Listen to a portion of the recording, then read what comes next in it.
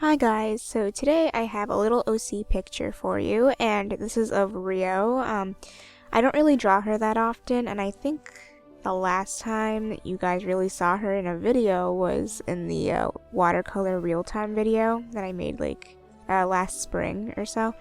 So yeah, I don't really draw her that much as I do like Nozomi or Makoto or whatever, but this is Rio, and every time I want to draw something kind of old-time-ish or vintage, I will always go to her for it because I guess I don't really have a story for her, but just like the era that she's in, or how I just portray her character, it's in like an older timed setting, I guess. If you could really call it that. And this was also inspired by this one manga that I like to read.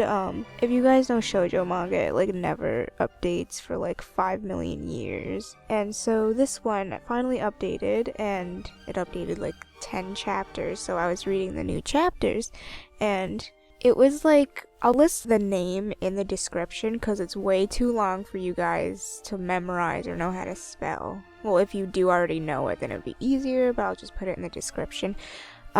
This manga takes place in like the older setting, maybe, I don't really know Japanese history, but we could call it I'm not even gonna attempt, but it's the era in which Japanese traditional style was being taken over by westernized buildings and dress and food and all of that, so it was kind of like the new era where more westernized things were being introduced to Japan. So I would say maybe 1800s, possibly, like late 1800s, something like that, or maybe early 1900s, not sure.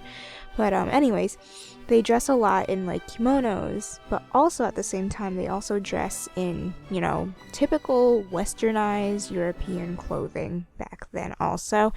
And I just really love the way that the characters are dressed in that manga, so I guess it inspired me to draw something more old-time-ish, and every time I want to draw something more vintage, I'll always go to Rio for it because she's just like my vintage girl, I guess. She doesn't have a story behind her because, as you know, all OCs have stories behind them. Well, not all of them, but a lot of them do. She doesn't really, I guess I never gave her an official story background or whatever. I kind of just go with the flow with her. And I know for a fact, though, that her background story or whatever, if I ever make one for her, it's going to be in an older setting. Maybe, I don't know, the 20s, the 30s. Definitely not the 30s. I don't know. Probably somewhere, maybe the 50s actually, now that I think about it. Why did I think the 20s? Like, the way she's dressed here, I did a mix of 50s clothing as well as a mix of clothing from before that. Because, in the 50s, the skirts would be more up near, I guess, not in the middle of the waist, maybe a little bit above the middle of the waist. It's like very high-waisted skirts. That's how they usually are. But from this, you can probably tell that it's a bit lower. So I tried to incorporate like older dress from back in like the 1800s where the skirts would be much lower. Because I noticed something when I was looking at the dresses, like references. Like, I guess the skirts come out or flow down from the hip bones, so you'll see some of the hip bones before you see the skirt fall down. And it was kind of hard for me to show that because I was also trying to practice like the above view, bird's eye view, but not quite bird's eye, just like a little bit more above. So it was a little bit hard to do that, so I decided to just morph that and, the 50s like high-waisted skirts together. And yeah, that's how y'all got this, or at least how I got it. I don't know. So anyways, so I know last video I was talking about music, and something I realized also is that music that is even 100 years old is still copyrighted by the performance, or the performers, or the orchestra that performed it.